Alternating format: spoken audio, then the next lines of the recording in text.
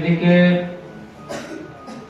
ಮೊದಲ ಬಾಳಿನ ಬೆಳಕು ಅಕ್ಷರ ಜ್ಯೋತಿಯಾಗಿರುವಂತಹ ಲೂಯಿ ಅವರ 217ನೇ ಜನ್ಮದಿನ ಮತ್ತು ಸ್ವಾಮಿ ವಿವೇಕಾನಂದರ 163ನೇ ಜನ್ಮ ದಿನಾಚರಣೆ ಸಮಾರಂಭದ ವೇದಿಕೆ ಮೇಲೆ ಕೂತಂತ ಎಲ್ಲ ಗಣ್ಯಮಾನ್ಯ ವ್ಯಕ್ತಿಗಳೇ, ವಿಶೇಷವಾಗಿ ನಮ್ಮ ಅಫಜಲಪುರದ ನಮ್ಮ ಸಿದ್ದಾರಾಮ್ ಅವರೇ ಹಾಗೂ ಸಮಾರಂಭದೊಳಗೆ ಪಾಲ್ಗೊಂಡಿರುವಂತಹ ಸಮಸ್ತ ಮಹಾಜನರೇ, ತಾಯಂದಿರೇ, ತಮ್ಮೆಲ್ಲರಿಗೆ ಶರಣಾರ್ಥಿಗಳು.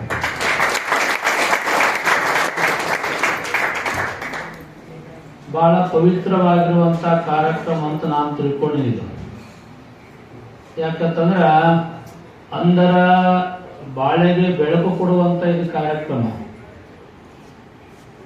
ನಮ್ಮ ಸಿದ್ದಾರಾಮ್ ಅವರು ಬಹಳ ಪ್ರಯತ್ನವನ್ನು ಅವ್ರು ಮಾಡ್ತಾ ಯಾವತ್ತೂ ಕೂಡ ಅಂಧರ ಬಗ್ಗೆ ತಾವು ಅಂಧರಾಗಿ ಅಂಧರ ಬಗ್ಗೆ ಬಹಳ ವಿಶೇಷ ಕಾಳಜಿ ಮಾಡುವಂತ ವ್ಯಕ್ತಿ ಯಾರಾದಿದ್ರ ನಮ್ಮ ಸಿದ್ದಾರಾಮ್ ಅವರ ಕೂಡ ತಪ್ಪಾಗುವುದಿಲ್ಲ. ಒಂದು ವೇಳೆ ಲೂಯಿ ಅವರು ಇಷ್ಟೊಂದು ಇವತ್ತಿನ ದಿವಸ ಅಂಧರು ಕೂಡ ಗೌರ್ಮೆಂಟ್ ನಲ್ಲಿ ಕೇಂದ್ರ ಸರ್ಕಾರಗಳು ಕೆಲಸ ಮಾಡ್ತಾ ಇದ್ದಾರೆ, ಕರ್ನಾಟಕ ಅಂದ್ರೆ ರಾಜ್ಯ ಸರ್ಕಾರದಲ್ಲೂ ಕೂಡ ಕೆಲಸ ಮಾಡ್ತಾ ಇದ್ದಾರೆ. ಇದಕ್ಕೆ ಪುಣ್ಯ ಯಾರಪ್ಪ ಅಂತಂದ್ರೆ ಲೂಯಿ ಅವರ ಪುಣ್ಯ ಅಂತಂದ್ರು ಕೂಡ. ಯಾಕೆ ಈ ಮಾತನ್ನು ಹೇಳ್ತಾ ಅಂತಂದ್ರೆ ಅಂಧರಿಗೆ ಭಗವಂತ ದೊಡ್ಡ ಅದ್ಭುತವಾಗಿರುವಂತ ಶಕ್ತಿ ಕೊಟ್ಟಾನ ಭಗವಂತ. 1 ಅಥವಾ 2 ಅಥವಾ 3 4 ಸರಿ ಒಂದು ಗೀತೆಯನ್ನು ಅವರು ಬರೀ ಕೇಳಿದ್ರ ಅವರಿಗೆ ಅವ್ರು ಭಯಪಟ್ಟು ಮಾಡೋದ ಅವಶ್ಯಕತೆ ಇಲ್ಲ. ಅವಷ್ಟು ಶಬ್ದಗಳು ಅವ್ರ ತಲೆಯಾಗ ಕೂಡ್ತಾವ. ಯಾಕೆ ಕೂಡ್ತಾವ ಅಂತಂದ್ರೆ ಕಣ್ಣಿದ್ದವರ ನಮಗೆಲ್ಲ ಕಣ್ಣದವ, ನಮ್ಮೆಲ್ಲ ಶಕ್ತಿ ಕಣ್ಣಿನ ಮುಖಾಂತರವಾಗಿ ಹೊರಗೆ ಹೋಗ್ತಿರ್ತದ. ಆದ್ರೆ ಅಂಧರ ಶಕ್ತಿ ಹೆಂಗಿರ್ತದಂದ್ರ ಅವ್ರು ಎಲ್ಲಿ ಒಂದೇ ಕಡೆ ಇರ್ತದ. ನಾವು ಏನು ಪ್ರತಿಯೊಂದು ಮಾತುಗಳು ಹೇಳ್ತೀವಲ್ಲ, ಪ್ರತಿಯೊಂದು ಮಾತುಗಳನ್ನ ಅವ್ರು ಬಹಳ ಸ್ಪಷ್ಟ ರೀತಿಯೊಳಗ ಬಹಳ ವಿಶೇಷ ರೀತಿಯೊಳಗ ತಮ್ಮ ಆ ವಿಚಾರಗಳನ್ನ ತಮ್ಮ ತಲೆಯೊಳಗೆ ಇಟ್ಕೋತಾರೆ. ಅಂತ ಅದ್ಭುತವಾಗಿರುವಂತ ಶಕ್ತಿ ಸಾಮರ್ಥ್ಯ ಭಗವಂತ ಅಂಧನಿಗೆ ಕೊಟ್ಟಿದ್ದಾನೆ. ಇನ್ನೊಂದೊಂದು ಮಾತು ಹೇಳ್ತಾ ಇದ್ದೀನಿ, ಏನಪ್ಪಾ ಅಂತಂದ್ರೆ ಜೀವನದೊಳಗ ಏನೂ ಇಲ್ಲ. ಒಂದ್ ಕಡೆ ಹೇಳ್ತಾರೆ ಪರೋಪಕಾರಾಯ ಫಲಂತಿ ವೃಕ್ಷ, ಪರೋಪಕಾರಾಯ ದುಹಂತಿ ಗಾವಃ, ಪರೋಪಕಾರಾಯ ವದಂತಿ ನದ್ಯ, ಪರೋಪಕಾರಾರ್ಥಂ ಇದಂ ಶೇನಂ ಅಂತ ಹೇಳ್ತಾರೆ. ಈ ಜೀವನ ಎದಕ್ಕೆ ಹುಟ್ಟಿ ಬಂದದ ಅಂದ್ರೆ ಪರರಿಗೆ ಉಪಕಾರ ಮಾಡುವ ಸಲುವಾಗಿ ಹುಟ್ಟಿ ಬಂದದ ಜೀವನ. ನೆನಪಿಟ್ಕೊಳ್ಬೇಕು. ಭಗವಂತ ಅದ್ಭುತವಾಗಿರುವಂತ ನಮ್ಮನ್ನ ಈ ಜಗತ್ತಿನೊಳಗೆ ಸೃಷ್ಟಿ ಮಾಡ್ಯಾನ. ನಮ್ಮ ಕಣ್ಣು ಕೊಟ್ಟ ಎಷ್ಟೋ ಜನರಿಗೆ ಕಣ್ಣು ಕೊಟ್ಟಾನ, ಈಗ ಇನ್ನೊಬ್ರಿಗೆ ಕಣ್ಣು ಕೊಟ್ಟಿಲ್ಲ. ಕಣ್ಣು ಕೊಟ್ಟವ್ರಿಗೆ ಕಣ್ಣು ಕೊಡ್ಲಾರ್ದವ್ರಿಗೆ ಕಣ್ಣಿರ್ಲಾರ್ದವ್ರಿಗೆ ಸಹಾಯ ಮಾಡ್ಬೇಕು. ಅದು ಭಗವಂತನ ಸೇವೆ ಮಾಡ್ದಂಗ ಆಗ್ತದ. ನೆನಪಿಟ್ಕೊಂಡು ಸೇವೆ ಮಾಡ್ಬೇಕು. ಪರಿಸ್ಥಿತಿ ಏನಾಗಿರುತ್ತಂದ್ರ ಇವತ್ತು ಪರಿಸ್ಥಿತಿ ಹೆಂಗಾಗಿರುತ್ತಂದ್ರ ವಿಚಿತ್ರ ಆಗ್ಬಿಟ್ಟವ. ಹೆಂಗ್ ವಿಚಿತ್ರ ಆಗಿರ್ತಂದ್ರ ನೆನಪಿಟ್ಕೊಳ್ರಿ, ನಾವೇನಂತೀವಿ ದೇವ್ರು ನಮ್ಮ ಕಾಡ್ತದ ಅಂತ ನಾವು ಅಂತೀವಿ. ಆದ್ರೆ ದೇವ್ರೆಂದೂ ಕಾಡಂಗಿಲ್ಲ. ನಾವು ಮಾಡಿರುವಂತ ಕರ್ಮ ನಮಗ್ ಕಾಡ್ತಿರ್ತಾರೆ. ಆ ಕರ್ಮದಿಂದ ದುರಿತ ಕರ್ಮಲ್ಲದಿರೋ ಪುಣ್ಯವನ್ನೇ ಮಾಡಂತ ಹೇಳಿ ನಮ್ಮ ಕರ್ಮ. ಮನುಷ್ಯ ಒಳ್ಳೆ ಕರ್ಮ ಮಾಡ್ಬೇಕು. ಒಳ್ಳೆ ಕರ್ಮ ಮಾಡಿದ್ರೆ ಮಾತ್ರ ಭಗವಂತನ ಕೃಪೆ ಯಾವತ್ತೂ ಕೂಡ ಆಗ್ತದ. ಪರಿಸ್ಥಿತಿ ಹ್ಯಾಂಗ್ ಇವತ್ತಿನ ದಿವಸ ಜಗತ್ತು ಹೆಂಗ್ ಆಗಿರುತ್ತಂದ್ರ ಮಾತಾಡ್ಬೇಡಪ್ಪ. ಹೆಂಗ್ ಪರಿಸ್ಥಿತಿ ಒಂದು 5 ನಿಮಿಷ ಮಾತಾಡ್ತೀನಿ. ಒಂದು 5 ನಿಮಿಷ ಮಾತಾಡ್ತೀನಿ. ಸ್ವಲ್ಪ ವಿಚಾರಗಳು ಹೇಳ್ತೀನಿ. ಒಮ್ಮೆ ಏನಾಗಿತ್ತು ಅಂತಂದ್ರೆ ಭಗವಂತನಿಗೆ ಸೃಷ್ಟಿ ಮಾಡಿ ನೀರು ನೋಡ್ಬೇಕಂತ ಅವನಿಗೆ ಆಸೆ ಆಯ್ತು. ಆಸೆ ಆದ ತಕ್ಷಣ ಕೆಳಗಡೆ ಬಂದ ನಂತರ ಅವನಿಗೆ ಮೊದಲು ಯಾವ್ದು ಭೇಟಿ ಆಯ್ತು? ಮೊದಲು ಅವನಿಗೆ ಯಾವ್ದು ಭೇಟಿ ಆಯ್ತು? ಪಾತ್ರಗಿತ್ತಿ ಭೇಟಿ ಆಯ್ತು. ಪಾತ್ರಗಿತ್ತಿ ಲಕ್ಷ ಪಟ್ಟು ಕೇಳ್ಬೇಕು. ಪಾತ್ರಗಿತ್ತಿ ಭೇಟಿ ಆಯ್ತು. ಫೋನ್ ಬಂದ್ ಮಾಡ ಹುಡುಗ. ಫೋನ್ ಆಯ್ತು. ಪಾತ್ರಗಿತ್ತಿ ಭೇಟಿ ಆಯ್ತು. ಪಾತ್ರಗಿತ್ತಿ ಕೇಳ್ತಾನ ಭಗವಂತ, ಈ ಜಗತ್ತನ್ನ ನಾ ಸೃಷ್ಟಿ ಮಾಡೀನಿ, ನಿನಗೆ ಹ್ಯಾಂಗ ಅನಿಸದ ಅಂತ ಕೇಳದ. ಆಗ ಪಾತ್ರಗಿತ್ತಿ ಭಗವಂತನ ಹೇಳ್ತು, ಏ ಭಗವಂತ, ನೀ ಅದ್ಭುತವಾಗಿರುವಂತ ಜಗತ್ತನ್ನ ಸೃಷ್ಟಿ ಮಾಡಿದಿ, ಸಾವಿರ ಸಾವಿರ ಹೂವಿನ ಗಿಡಗಳನ್ನ ಸೃಷ್ಟಿ ಮಾಡಿದಿ, ಸಾವಿರ ಸಾವಿರ ಹೂವಿನ ಗಿಡಗಳ ಸೃಷ್ಟಿ ಮಾಡಿದ್ರು ಕೂಡ ಒಂದು ಹೂವಿನ ವಾಸನೆ ಇನ್ನೊಂದು ಹೂವಿನೊಳಗೆ ಇಟ್ಟಿಲ್ಲ. ನೀ ಅದ್ಭುತವಾಗಿರುವಂತ ಜಗತ್ತು ಸೃಷ್ಟಿ ಮಾಡಿದ ಭಗವಂತ, ನಿನಗ 1,000 ನಮಸ್ಕಾರಗಳು ಅಂತ ಕಾಲಿಗೆ ನಮಸ್ಕಾರ ಮಾಡ್ತು. ಮುಂದ 50 ಹೆಜ್ಜೆ ಭಗವಂತ ಇಟ್ಟಿದ್ದ. ಮುಂದ ಪಕ್ಷಿ ಬಿಟ್ಟೈತಿ. ಪಕ್ಷಿ ಕೇಳ್ತಾನೆ, ಏನ್ ಕೇಳ್ತಾನೆ ಭಗವಂತ, ಈ ಅದ್ಭುತವಾಗಿರುವಂತ ಜಗತ್ತನ್ನ ಸೃಷ್ಟಿ ಮಾಡೀನಿ, ನಿನಗೆ ಹೆಂಗ ಅನಿಸದ ಅಂತ ಕೇಳ್ದ. ಆಗ ಪಕ್ಷಿ ಹೇಳ್ತು, ಏ ಭಗವಂತ, ನೀ ಅದ್ಭುತವಾಗಿರುವಂತ ಜಗತ್ತನ್ನು ಸೃಷ್ಟಿ ಮಾಡಿದಿ, ಸಾವಿರ ಸಾವಿರ ಹಣ್ಣಿನ ಗಿಡಗಳನ್ನ ಸೃಷ್ಟಿ ಮಾಡಿದಿ, ದಟ್ಟವಾಗಿರುವಂತ ಅರಣ್ಯ ಸೃಷ್ಟಿ ಮಾಡಿದಿ, ಅನೇಕ ನದಿಗಳನ್ನು ಸೃಷ್ಟಿ ಮಾಡಿದಿ, ಅನೇಕ ಸಮುದ್ರಗಳನ್ನು ಸೃಷ್ಟಿ ಮಾಡಿದಿ ಭಗವಂತ, ಅನೇಕ ಹಣ್ಣಿನ ಗಿಡಗಳನ್ನು ಸೃಷ್ಟಿ ಮಾಡಿದಿ. ಒಂದ್ ಹಣ್ಣಿನ ರುಚಿ ಇನ್ನೊಂದು ಹಣ್ಣಿನೊಳಗೆ ಇಟ್ಟಿಲ್ಲ ಭಗವಂತ.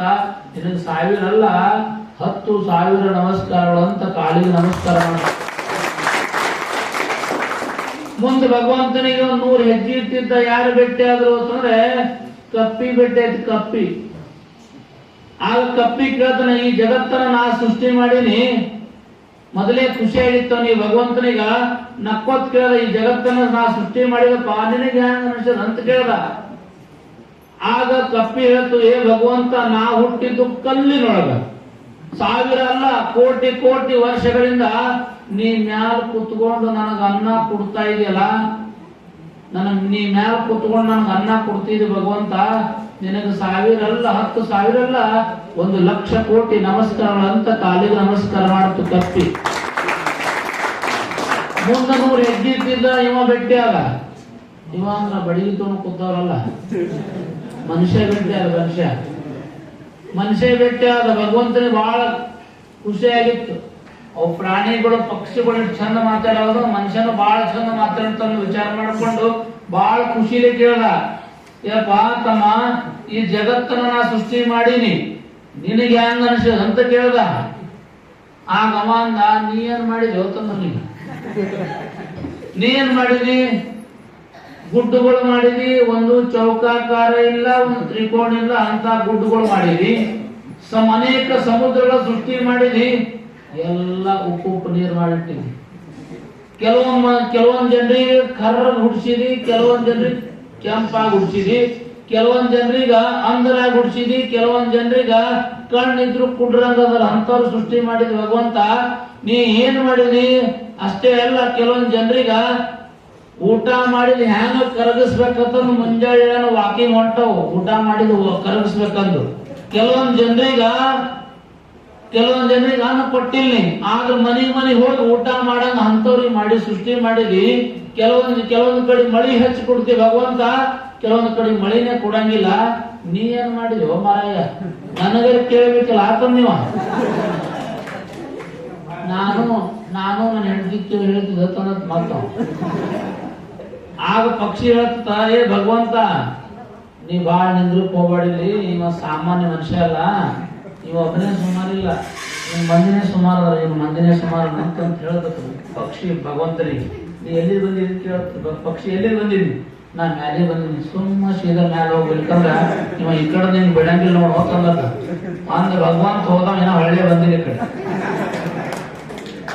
ಹೇಳುವಂತ ವಿಚಾರ ಏನಪ್ಪಾ ಅಂತಂದ್ರ, ಸಂಸ್ಕಾರಗಳು ಬೇಕು ಮನುಷ್ಯನಿಗೆ. ನುಡಿದರೆ ಮುತ್ತಿನ ಹಾರದಂತಿರಬೇಕು, ನುಡಿದರೆ ಸ್ಫಟಿಕ ಸಲಾಕೆಯಂತಿರಬೇಕು, ನುಡಿದರೆ ಲಿಂಗ ಮೆಚ್ಚಿ ಹೌದನ್ನ ನುಡಿದ್ರೆ ಮಾತ್ರ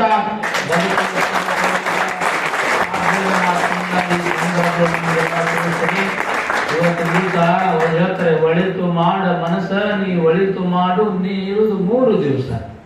ಉಸಿರು ನಿಂತ ಮೇಲೆ ನಿನ್ನ ಹೆಸರು ಹೇಳುತ್ತಾರ, ಒಳಿತು ಮಾಡ ಮನಸ್ಸ ಒಳಿತು ಮಾಡ ಅಂತ ಹೇಳಿದ್ದಾರೆ. ಅದ್ರ ಸಲುವಾಗಿ ಎಷ್ಟು ಸಾಧ್ಯಷ್ಟು ಒಳ್ಳೆ ಕೆಲಸ ಮಾಡ್ರಿ, ಒಳ್ಳೆ ವಿಚಾರ ಮಾಡ್ರಿ. ಗಾಂಧೀಜಿಯವ್ರ ಮಾತು ಹೇಳ್ತಾರೆ, ಒಳ್ಳೇದ್ ನೋಡ್ಬೇಕದ, ಒಳ್ಳೇದ್ ಕೇಳ್ಬೇಕದ, ಒಳ್ಳೇದ್ ಮಾತಾಡ್ಬೇಕತ್ತ. ಯಾರು 3 ಗುಣಗಳನ್ನ ತಮ್ಮ ಜೀವನದೊಳಗೆ ಅಳವಡಿಸಿಕೊಳ್ತಾರಲ್ಲ ಅವರೇ ಮಹಾತ್ಮರು ಸಂತರು ಆಗ್ಲಿಕ್ಕ ಸಾಧ್ಯದ ಮಾತನ್ನ ಮಹಾತ್ಮ ಗಾಂಧಿ ಹೇಳ್ತಾರೆ. ಮಹಾತ್ಮ ಗಾಂಧಿ ಇನ್ನೊಂದು ಮಾತು ಹೇಳ್ತಾರೆ, ಏನಪ್ಪಾ ಅಂತಂದ್ರೆ ಅನ್ನ ಬಿಟ್ಟು ನೀರು ಬಿಟ್ಟು ನಾ ಬದುಕಬಹುದು, ಆದ್ರೆ ದೇವರ ಬಗ್ಗೆ ನಂಬಿಕೆ ಕಳ್ಕೊಂಡು ಒಂದು ಕ್ಷಣ ಕೂಡ ಬದುಕಕ್ಕೆ ಸಾಧ್ಯವಿಲ್ಲ ಮಾತನ್ನ ಮಹಾತ್ಮ ಗಾಂಧಿ ಹೇಳಿದ್ದಾರೆ. ಅದರ ಸಲುವಾಗಿ ಎಲ್ಲ ಭಗವಂತ ಕೊಟ್ಟನ.